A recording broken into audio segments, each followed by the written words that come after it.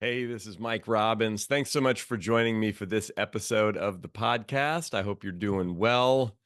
You, your family, your team, everyone around you.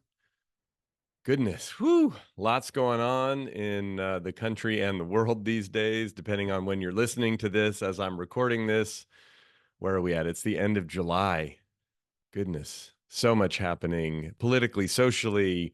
I know in my life, in our life, as we're getting ready for our oldest daughter to head down to college in a few weeks. So, whenever you're listening to this, there's probably a lot going on in your world and with your team and with your family and all the way around. And I want to talk today, kind of building on some of the things I've been talking about the last few weeks.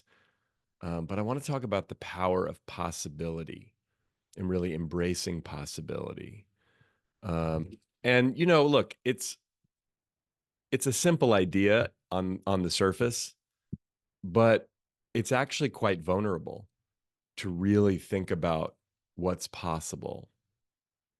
We've been talking a bit about change recently and some other things, but like what's possible? What could I potentially accomplish or experience? What could we potentially accomplish or experience? What is possible? And in order to step into possibility, we have to think about our beliefs. We have to bump up against what we believe to be possible. Now, I'm thinking of this in the context, right now, what's happening here in our country is we have a presidential race going on. And while I'm not going to get into all the politics of it, it's changed dramatically in the last week and a half as President Joe Biden decided not to continue his campaign to run for reelection, and Vice President Kamala Harris is now the nominee. And there's all the political aspects of this and everything going on, but you know, the idea of having our first female president here in the United States, something that almost happened 8 years ago but did not happen, is a big deal. And just watching the race flip the way that it's flipped and the energy shift and all the momentum and all the things that are happening, I don't know what's going to happen. I don't know how it's going to play out. But 2 weeks ago, I didn't think that this was possible. And so did many of the prognosticators either. And then the idea, can we have something occur that has never occurred before? And this is, again, it's politics, it's something happening out sort of in the public domain. But I then have been thinking a lot about this in my own life personally. I've been thinking about this with respect to business and, you know, accomplishments, successes, advancements. I mean, just think about the world of technology, right? We're in this early stages of whatever artificial intelligence is going to be doing to change the way that we work and the way that we live. It's already impacting us, but we don't really know. And I talk about this sometimes here on the show, and I think about my father who died back in 2001. And sometimes I'll have this thought when I'm recording the podcast, because, my dad was in radio, or when I think of different things just in terms of technology and what goes on and how we live in today's world. And like if my dad were able to come back and I could sit down and have a conversation with him about something like my iPhone or this podcast or what's happened politically over the last, 23 years or sports or other things, it's like my dad probably wouldn't believe certain things. Even something like, hey, dad, the Golden State Warriors have won 4 championships in the last, you know, 10 seasons. And my dad was his mind would just explode because we were big Warriors fans, just as an example. And sometimes when we're living through change or progress or different things happen, we don't fully appreciate the significance of it because, it's kind of like you have a baby and you watch that baby grow up and then you're getting ready as we are to send them off to college. And it's like, wait a minute, I've seen every step of the way in this process. It's hard to see it up close. If you would have told me a year ago, 5 years ago, 10 years ago, this is how it's going to play out with our daughter, not that I didn't think that that was possible, but it's hard sometimes to see it until we see it. Most things that happen newly for us seem impossible until they happen. And once they happen, then they seem more possible, right? And so again, possibility is this notion of us kind of getting up to the edge of what we believe to be true, what we believe we can accomplish or experience or see or is possible, whether it's with us or our families or our teams or the people around us or even what's happening out in the world around us. But it's a tricky thing to navigate because what I've been noticing for myself as I think about possibility, as I step into what's possible for me, what possible changes could I make? How could I adjust and pivot and augment the way that I do my work or live my life or parent or engage with Michelle? And, we've been together for almost 24 years now and all the things. It's like, are there different possibilities? Well, yes, of course there are. Can I see them? Do I see the pathway to them? So, one of the things that's important for us to acknowledge about possibility, as powerful as it is, as important as it is challenging and vulnerable to step into possibility because it requires us to hope. It requires us to believe. It requires us to dream. And all of us have had pain in this regard, right? We believed something was possible and then it turned out not to be, whatever the case may be. I mean, I think about all those years playing baseball. I wanted to pitch in the major leagues. And I worked at that and I worked at that and I worked at that. And I was pretty good at it. And I got a chance to play in college and I got a chance to play professionally. And then I got hurt and my dream fell short before I got to the major leagues. And that was incredibly painful, incredibly challenging, incredibly disappointing, as is the case when we have a dream, a big goal, a big aspiration, and it doesn't come true. And what tends to happen is, based on the pain of that experience, we say to ourselves some version of, well, not everything is possible. And the reality is there are certain things that just aren't possible, right? I can't all of a sudden just turn into someone that I'm not. At this point, at 50 years old, I'm not going to make it to the major leagues. That's not possible for me anymore. I had to let go of that dream 25 years ago after my injuries and my surgeries. And when it finally looked like, you know what? I'm not going to keep going down this path. So the reality of life is that in a certain way, not everything is possible. And there are certain probabilities or certain things that are more likely and less likely.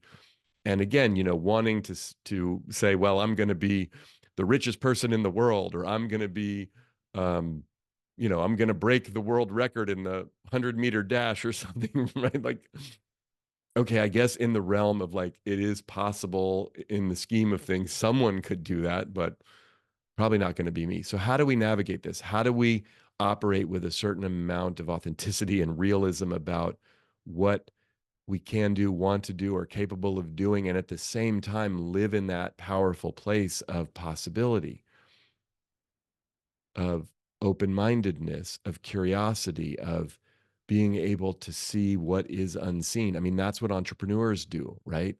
That's what people do, have a vision, have a belief in something, believing in things not seen. You think of almost every great leader you've ever admired in life, they had that ability to see things before everyone else could see them, to sort of metaphorically see around the corner, to believe that something was possible that didn't currently look possible. So that's a really important aspect of leadership. At the same time, it does have to be grounded in some sense of reality. Otherwise, people are just going to think we're nuts, right? So, how do we balance that? Quite frankly, I don't know. Because when I start to really step into possibility myself, I notice that a lot of fear can come up, or that vulnerable sense of like, I don't know if this is going to happen. I don't know if I have what it takes. I don't know if there's even a way to manifest whatever this is, myself, my team, the people around me, whatever the case may be.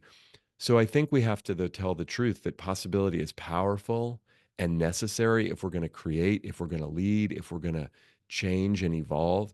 And at the same time, for a lot of understandable reasons, it can be challenging. It can be scary. It can be uncomfortable and difficult to really operate in that space of possibility. We have to tell the truth about some of our disappointments, some of our limiting beliefs, some of our past hurts and challenges. And in so doing, that actually can open up a space where we can really embrace the power of possibility more effectively for ourselves and the people around us. So, what can we do? What are some specific things that we can do to really step into and harness the power of possibility? First thing we can do, in addition to, confronting some of our limiting beliefs and some of the things that stop us from really embracing possibility, is cultivate a growth mindset, right? You've heard me talk a lot about growth mindset. I've written about growth mindset. But really viewing the way that I like to think of growth mindset is this notion of, why is this happening for me as opposed to me?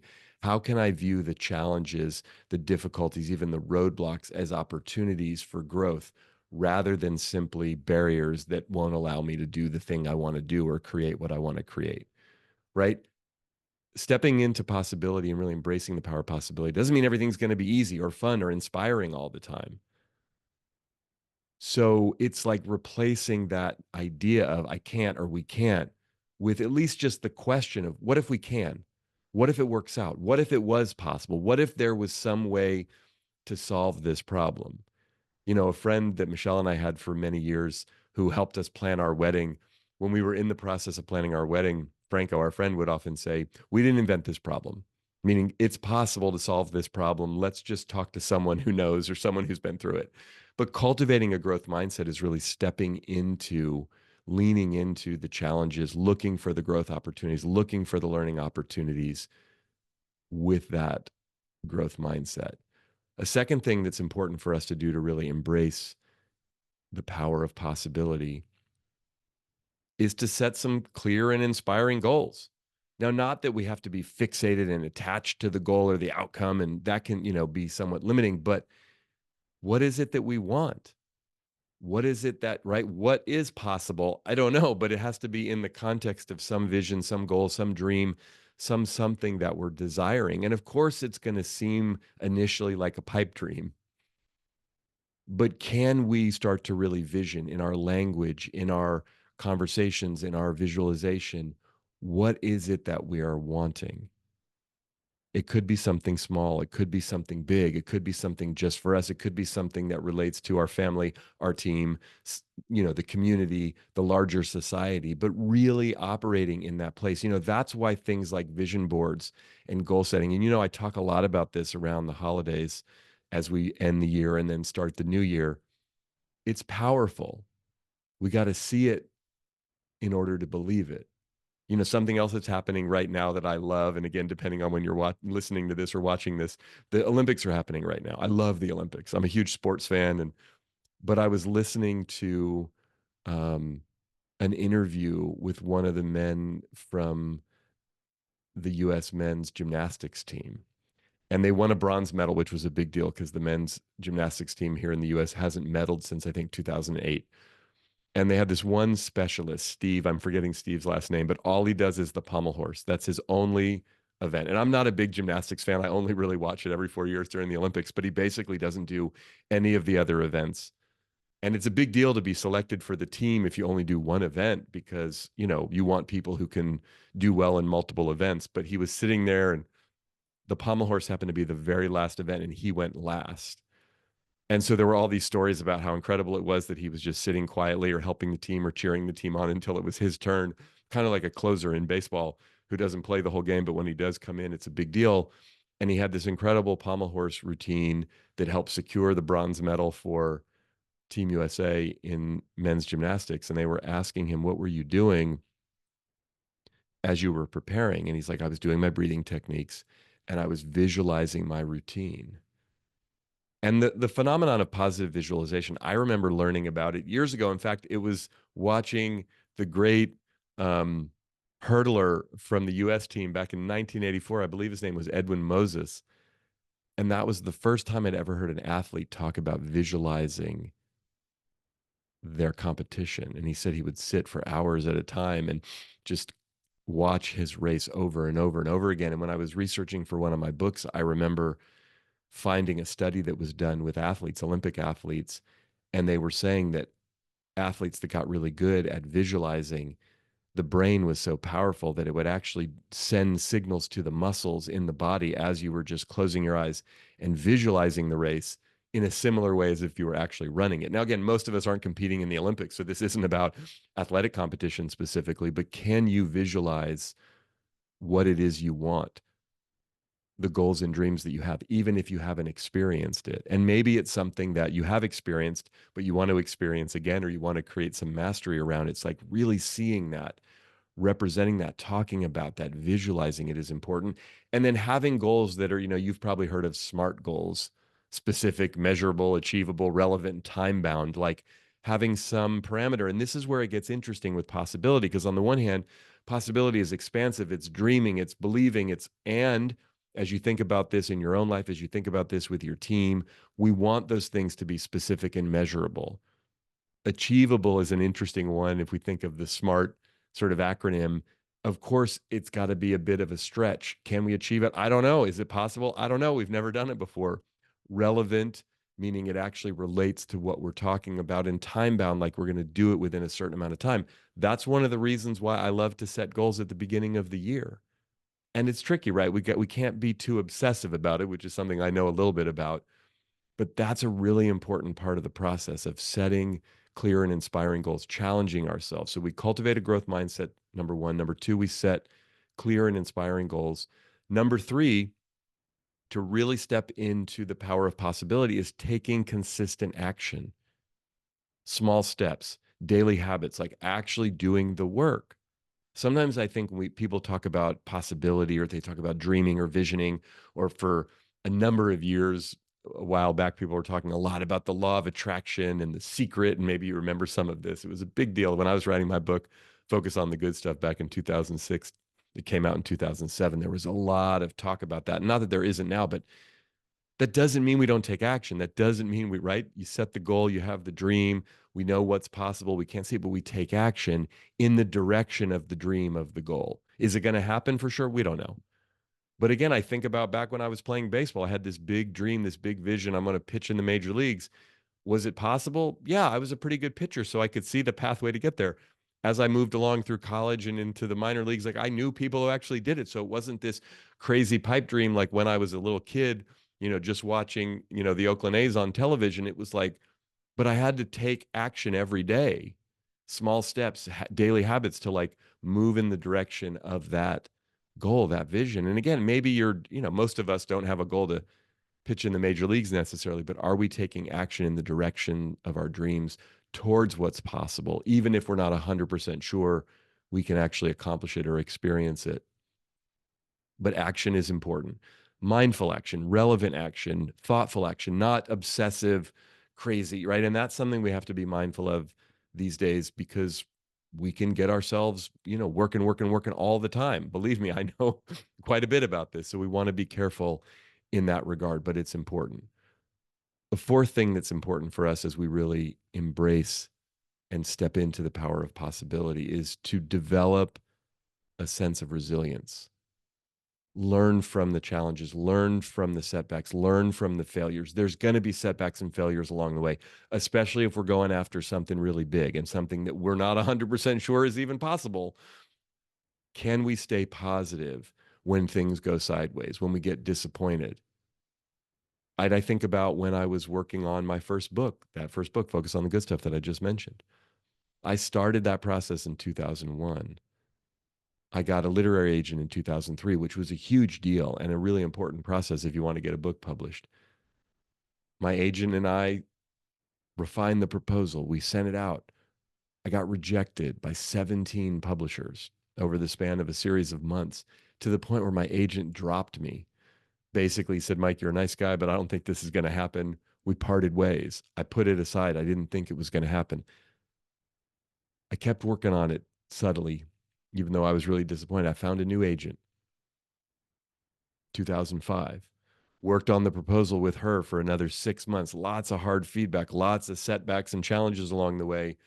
She finally deemed it ready to start getting sent out for, to be reviewed. And she was submitting it to publishers one at a time over a painstaking process of a couple of months. I got rejected 7 more times, 25 rejections.